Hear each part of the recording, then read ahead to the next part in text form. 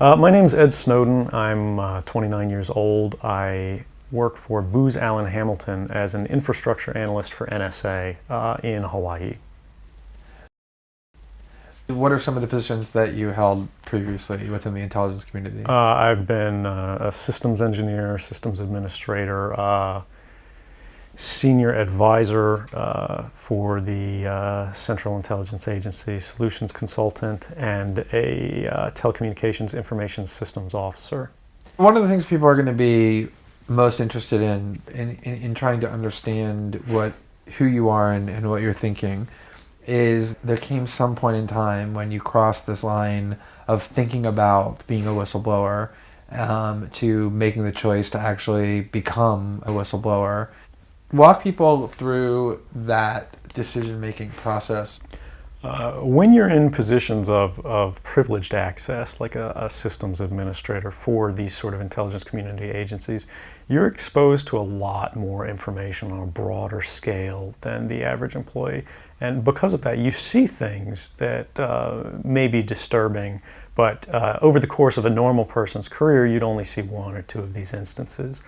When you see everything, you see them on a more frequent basis.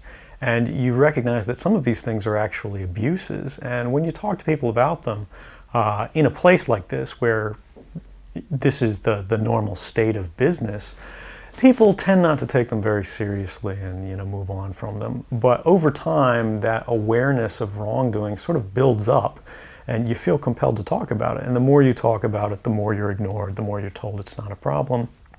Until eventually you realize that these things need to be determined by the public, not by somebody who is simply hired by the government. Talk a little bit about how the American surveillance state actually functions. Does it target the actions of Americans? N.S.A.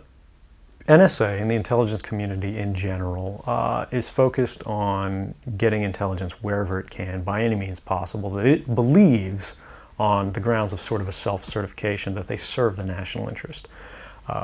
Originally, we saw that focus very narrowly tailored as foreign intelligence gathered overseas.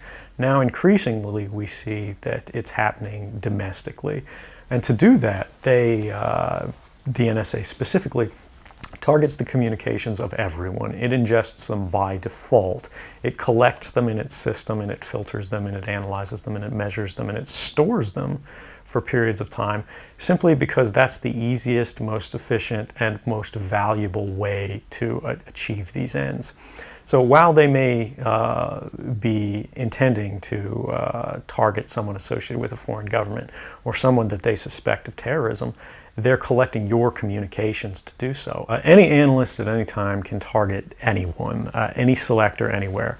Where those communications will be picked up depends on the range of the sensor networks and the authorities that that analyst is empowered with. Not all analysts have the ability to target everything, but I, sitting at my desk, certainly had the authorities to wiretap anyone, from you or your accountant to a federal judge to even the president if I had a personal email. One of the extraordinary parts about this episode is that usually whistleblowers do what they do anonymously and take steps to remain anonymous for as long as they can, which they hope often is forever. You, on the other hand, have decided to do the opposite, which is to declare yourself openly as the person behind these disclosures. Why did you choose to do that? I think that the public is owed an explanation of the motivations behind the people who make these disclosures that are outside of the democratic model.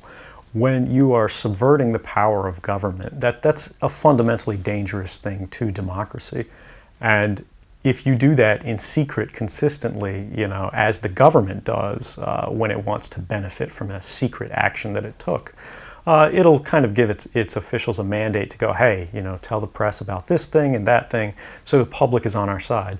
But they rarely, if ever, do that when an abuse occurs. That falls to individual citizens, but they're typically maligned. It becomes a thing of these people are against the country, they're against the government.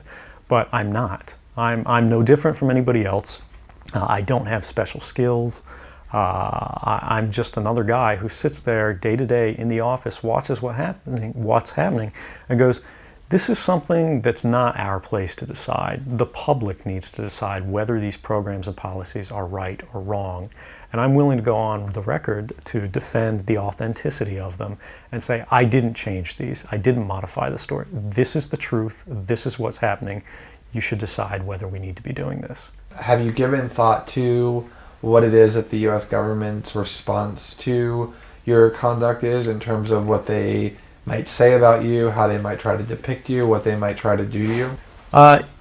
Yeah, I could be, rendered by the CIA. I could have people come after me, or any of their third-party partners. They work closely with a number of other nations, or they could pay off the triads, or any of their agents or assets. We've got a CIA station just up the road in the consulate here in Hong Kong, and I'm sure they're going to be very busy for the next week. And that's a fear I'll live under for the rest of my life, however long that happens to be. You can't come forward against the world's most powerful intelligence agencies and be completely free from risk, because they're such powerful adversaries that no one can meaningfully oppose them. If they want to get you, they'll get you in time. But at the same time, you have to make a determination about what it is that's important to you. And if living unfreely but comfortably is something you're willing to accept, and I think many of us are, it's the human nature. You can get up every day, you can go to work, you can collect your large paycheck for relatively little work against the public interest, and go to sleep at night after watching your shows. But if you realize that that's the world that you helped create, and it's going to get worse with the next generation and the next generation who extend the capabilities of this sort of architecture of oppression, you realize that you might be willing to accept any risk. And it doesn't matter what the outcome is, so long as the public gets to make their own decisions about how that's applied. Why should people care about surveillance? Because even if you're not doing anything wrong, you're being watched and recorded. And the storage capability of these systems increases every year consistently by orders of magnitude, to where it's getting to the point you don't have to have done anything wrong. You simply have to eventually fall under suspicion from somebody, even by a wrong call. And then they can use the system to go back in time and scrutinize every decision you've ever made, every friend you've ever discussed something with, and attack you on that basis to sort of derive suspicion from an innocent life and paint anyone in the context of a wrongdoer. We are currently sitting in a room in Hong Kong, which is where we are because you traveled here. Talk a little bit about why it is that you came here, and specifically there are going to be people who will speculate that what you really intend to do is to defect to the country that many see as the number one rival of the United States, which is China, and that what you're really doing is essentially seeking to aid an enemy of the United States with which you intend to seek asylum. Can you talk a little bit about that? Sure. So there's a couple assertions in those arguments that are sort of embedded in the questioning of the choice of Hong Kong. The first is that China is an enemy of the United States. It's not. I mean, there are conflicts between the United States government and the Chinese PRC government, but the peoples inherently, we don't care. We trade with each other freely. We're not at war. We're not in armed conflict, and we're not trying to be. We're the largest trading partners out there for each other. Additionally, Hong Kong has a strong tradition of free speech. People think, oh, China, great firewall. Mainland China does have significant restrictions on free speech, but the people of Hong Kong have a long tradition of protesting in the streets, of making their views known. The internet is not filtered here, no more so than any other Western government.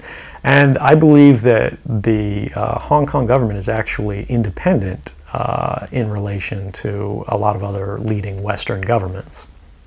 If your motive had been to harm the United States and help its enemies, or if your motive had been personal material gain, were there things that you could have done with these documents to advance those goals that you didn't end up doing? Oh, absolutely. I mean, anybody in the positions of access with the technical capabilities that I had could, suck out secrets, pass them on the open market to Russia. They always have an open door, as we do. I had access to, the full rosters of everyone working at the N.S.A, the entire intelligence community, and undercover assets all around the world, the locations of every station we have, what their missions are, and so forth. If I had just wanted to harm the U.S., that you could shut down the surveillance system in an afternoon. But that's not my intention, and I think for anyone making that argument, they need to think, if they were in my position, and you live a privileged life, you're living in Hawaii in paradise and making a ton of money, what would it take to make you leave everything behind? The greatest fear that I have regarding the outcome for America of these disclosures is that nothing will change. People will see in the media all of these disclosures. They'll know the lengths that the government is going to grant themselves powers unilaterally to create greater control over American society and global society. But they won't be willing to take the risks necessarily to stand up and fight to change things, to force their representatives to actually take a stand in their interests. And the months ahead, the years ahead, it's only going to get worse until eventually there will be a time where policies will change, because the only thing that restricts the activities of the surveillance state are policy. Even our agreements with other sovereign governments, we consider that to be a stipulation of policy rather than a stipulation of law. And because of that, a new leader will be elected. They'll flip the switch, say that because of the crisis, because of the dangers that we face in the world, some new and unpredicted threat, we need more authority, we need more power, and there will be nothing the people can do at that point to oppose it, and it'll be turnkey tyranny.